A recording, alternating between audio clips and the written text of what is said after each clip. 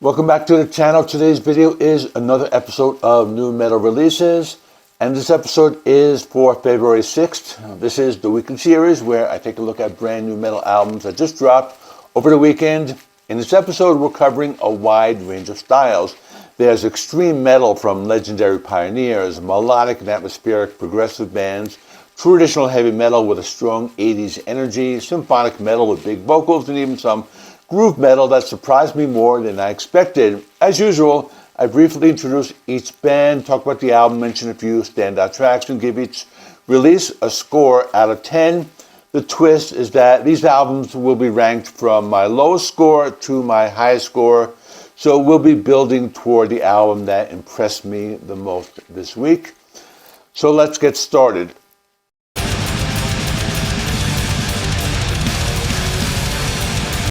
Starting at the bottom of the list, people are going to get mad at me for this, but we had Mayhem with Liturgy of Death.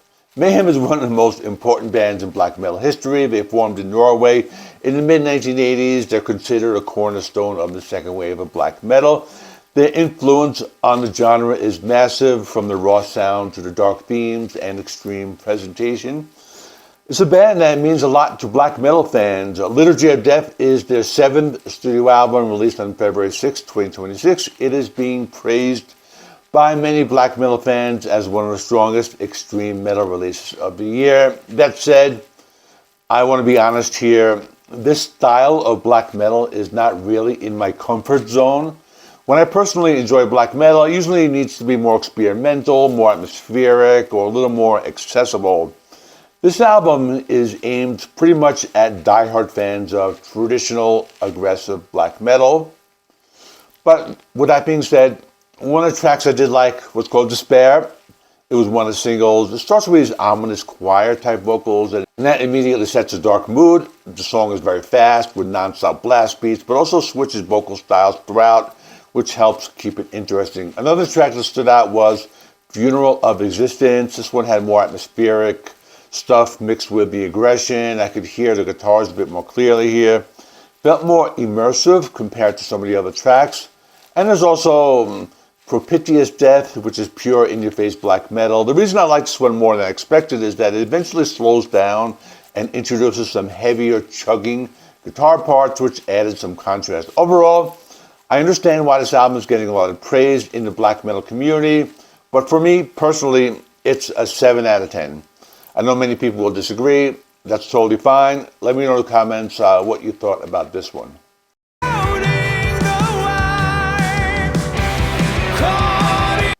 Next up is Wolverine with their album Anomalies. Wolverine is a Swedish progressive metal band. They have been around since the mid-90s. It's their 6th studio album, their first full-length release in about 10 years, so it was a comeback album for them.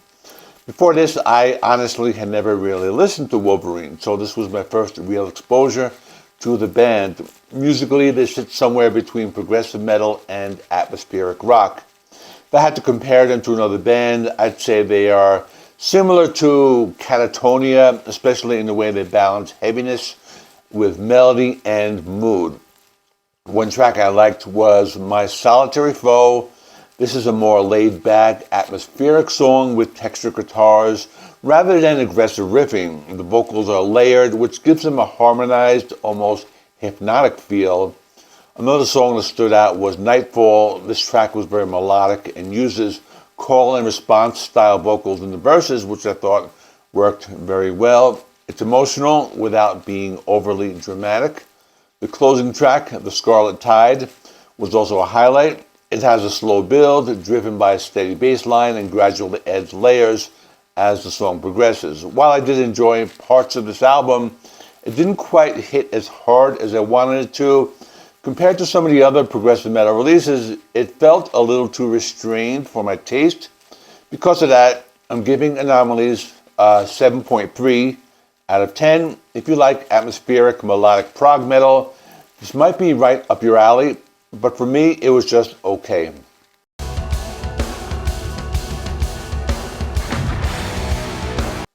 Coming in next is Carnival with Inverses. Carnival is an Australian progressive rock and metal band. The album is a big deal because it comes After a 13-year gap, their last album was Asymmetry, and the long gap was due to personal challenges with the band, including mental health priorities.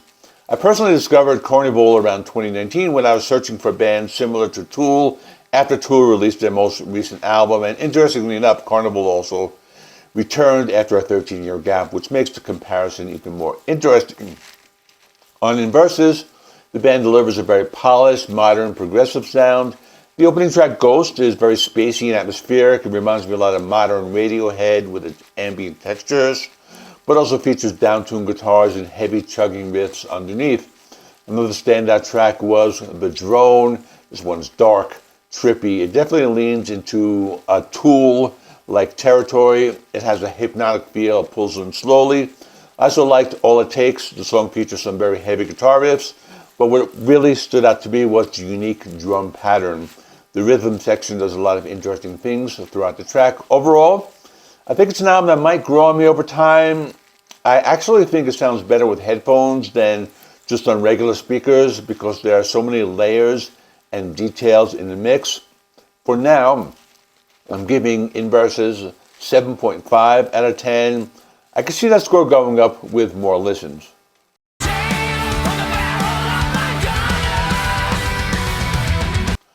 Next up is Tailgunner with Midnight Blitz. Tailgunner is an English heavy metal band that draws heavily from the new wave of British heavy metal, with clear influences from bands like Iron Maiden, Judas Priest, Motorhead, even some power metal bands like Gamma Ray and Halloween. The album is full of polished, melodic heavy metal with soaring vocals, galloping rhythms, lots of guitar shredding that sounds straight out of the 1980s. The opening track, Midnight Blitz, is extremely catchy. It has memorable guitar riffs, a big chorus that sticks with you after the song ends. I also really liked Dead Until Dark. The track starts with a guitar intro. It reminded me a bit of Megadeth. It has high energy, strong vocals, and classic metal feel. Another standout was Blood Sacrifice.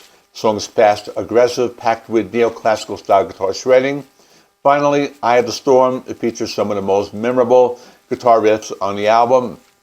They reminded me of 1980s era Judas Priest, but with modern, polished production. Overall, it's a very solid album for fans of traditional heavy metal and power metal.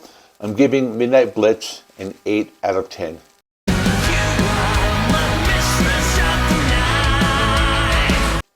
At number 3, we have Induction with Love Kills. Induction is a German symphonic power metal band led by guitarist Tim Kanoa Hansen, who happens to be the son of Kai Hansen from Halloween and Gamma Ray. I didn't know this connection when I first listened to the album, but once I found out, the sounds made a lot more sense. The album leans heavily into classic power metal with symphonic elements. One of my favorite tracks was Virtual Insanity. The song has big vocals, a catchy chorus, lyrics about modern technology and society. It's incredibly memorable. I also enjoyed Dark Temptation, which is more traditional power metal with galloping guitars and strong keyboard melodies. Vocals are powerful, riffs are tight. One of the deeper cuts I liked was I Am Evil. The track has a theatrical, almost horror movie style atmosphere while still being straightforward power metal. The energy is high, vocals are huge. Overall, it's a very fun album. I'm giving Love Kills 8.3 out of 10, and I can easily see that score increasing over time.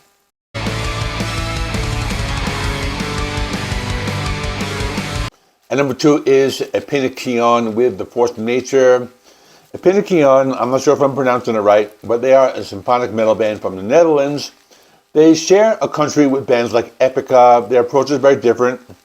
The band focuses heavily on melody and female vocals with no death growls or harsh vocals. Lyrically, the album is grounded in real life. The songs deal with emotions, love, mental health, personal struggles, rather than fantasy themes.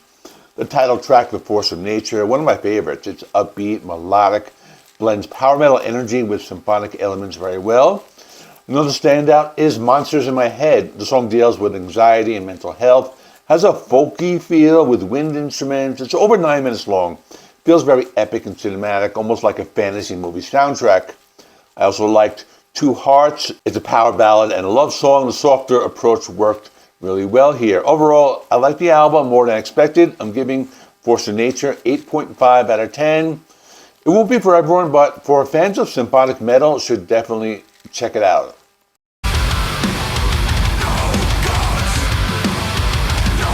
My number one album this week, we have Full House Brew Crew with Glasgow Grin.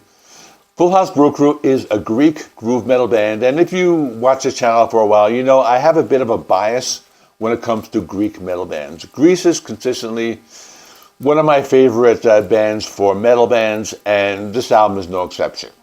Musically, it's a strange mix of Gojira and Five Finger Death Punch, but with a lot more depth, a lot better musicianship. The title track, Glasgow Grin, features pounding guitar riffs and heavy but understandable death-like vocals. No Gods, No Chains was another highlight. Guitar riffs are strong, bass is very audible, drumming is powerful and aggressive. One of my favorite deeper cuts was Rain. The track features crushing riffs that reminded me of Meshuggah or Ginger, mixed with hardcore style vocals and the melodic chorus. At first I thought the album might be a little cheesy, but the more I listened, the more I appreciated the high level of musicianship. Because of that, Glasgow Grin takes the top spot with 8.7 out of 10. That wraps up this episode of New Metal Releases for February 6th. If you want to keep the series going, make sure to check out last week's episode, which should be appearing on your screen right now. If you enjoyed the video, hit the like button, subscribe to the channel. Let me know in the comments which album was your favorite this week and which one you think I should revisit. Thanks for watching. I will see you in the next one.